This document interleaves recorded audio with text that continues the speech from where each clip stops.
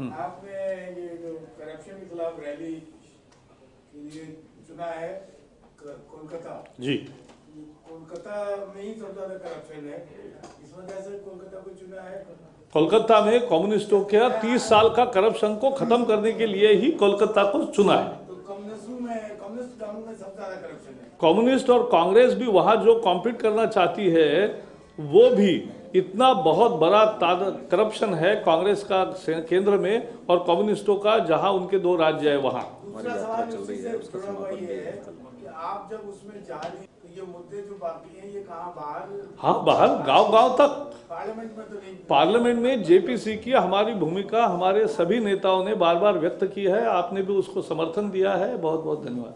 जावड़ेकर जी, आप जो कह रहे हैं ये मूवमेंट आपका है वो 74 जैसा होगा जी, 89 जैसा होगा, उस समय जो बीजेपी का अकेला है इसको कैसे स्वरूप देंगे आप? नहीं, पहले तो मैं आपको याद दिलाना चाहता हूं कि 74 में कोई सारी विपक्षी पार्टियां एक नहीं थी, एक साथ आए नहीं थी, मैं वही बता रहा हूं।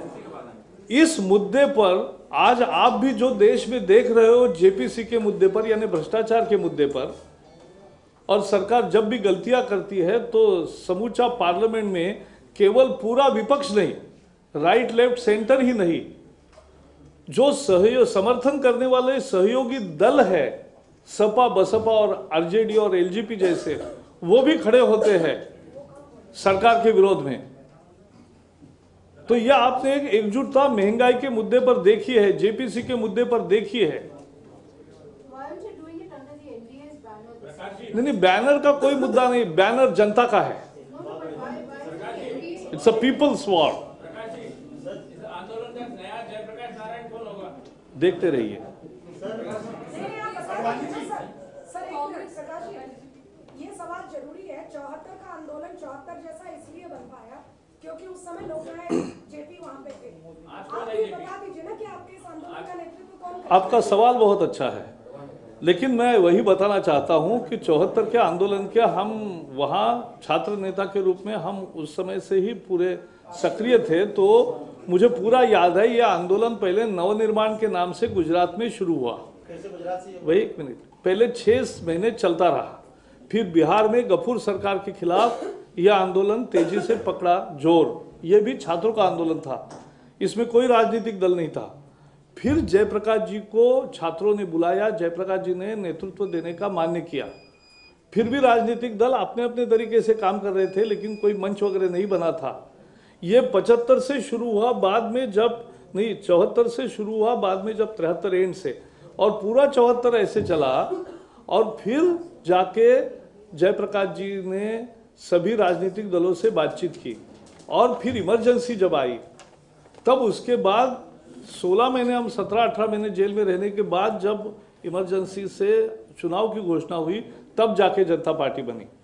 तो ये एक मंच, एक बैनर, एक नेता, कौन जयप्रकाश, ये मुद्दे आज नहीं पैदा होते हैं, आंदोलन खुद तैयार करता है। एनडीए की पार्टी से समर्थन नहीं मिल रहा है, तो आप एनडीए के बैनर पे नहीं लड़ रहे हैं? नहीं, हम एनडीए के बैनर नहीं, एनडीए के बैनर पे ही जो एनडीए की एक्टिविटी है, ये सारी महासंग्राम रैलियां ये पूरी की पूरी एनडीए के बैनर पे ही हुई। लेकिन मैंने ये बताया कि केवल ये नहीं, ये बीजेपी का पार्टी की पदाधिकारियों की बैठक है, तो ये एनडीए की बैठक नहीं है ना।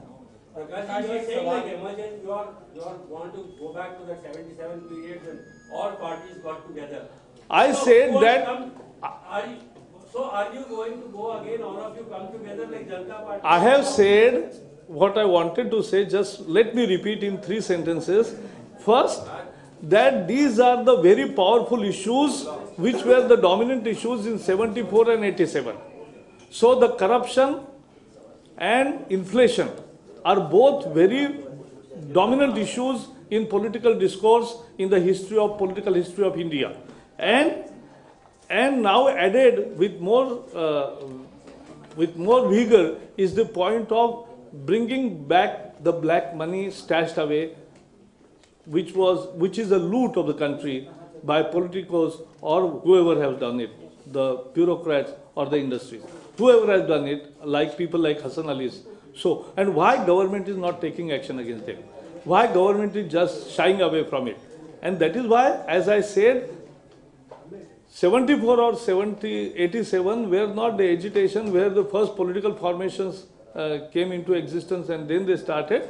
Everybody started it, and you are witnessing a tremendous unity on these issues against the government in the parliament every day, and you will see it on the road also. Every party has its own program, but all are raising these issues. Congress MP from Kerala has alleged case with Akaran that these Supreme Court judges are involved in taking bribes and they crawl in front of politicians to get into the benches. What would you say about his accusation? ये बहुत ही गंभीर खुलासा उन्होंने कहा है। मैं चाहूँगा कि तुरंत उनसे जवाब तलब करके उनसे जानकारी मांगी जाए, और वीरप्पा मोइली जी जो कि कानून मंत्री है उनको तुरंत खुलासा करना चाहिए कि इस बारे में वो क्या कर रहे हैं। एक सवाल है, अजमेर ब्लास्ट के अंदर एक एक्यूज है भरत भाई, उन्होंने अपना ATS के सामने बयान दिया है कि इंद्रेश कुमार ने ही सुनील जोशी की हत्या कराई थी। इस पे आपका क्या है? ऐसा है, समझौता एक्सप्रेस के बारे में ऐसे ही एक दिन हमने आपके माध्यम से सुना, देखा और पढ़ा कि नागौरी सफदर नागौरी का एक पूरा बयान कि कैसे उन्होंने समझौता ब्लास्ट किया। अब कोई दूसरा भी कह रहा है तो दो लोग थोड़े ना तो ब्लास्ट कर रहे थे, तो इसमें क्या सच है क्या नहीं।